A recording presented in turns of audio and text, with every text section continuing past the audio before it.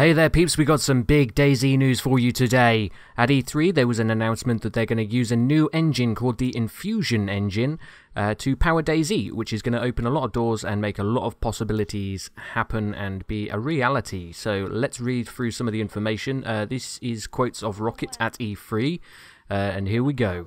I guess the big news that we've been telling here at E3 is that we're actually moving to a new engine. It's called Infusion.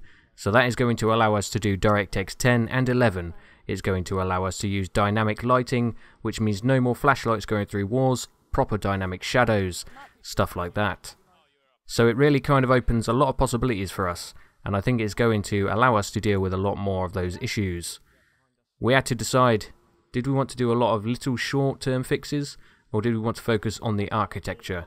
Given the success of the early access, we felt like we really had to invest in the future.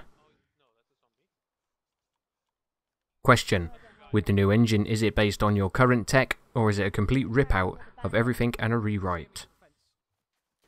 Rocket answers, it is a complete rip-out of everything, but we're definitely leveraging existing tech, so if you look at Bohemia as a studio, they actually acquired a great number of other studios. So really, we're kind of looking around and taking up tech that is available there and mixing it into the engine, rewriting new stuff from scratch that we want to do as well. Question: when are you looking at getting the new engine into experimental and then pushing it to stable? Rocket answers, it will kind of come in a modular fashion over time. So things are going to run pretty much the same as they are. We're going to get updates over time, but you will notice in the future there will be a new engine implementation, which I should imagine will be a massive patch, or a massive update, a massive download. Let's take a look at some, we got another question that was announced that could be of interest. Phobos666 asked, what's the status of internal testing 64-bit servers?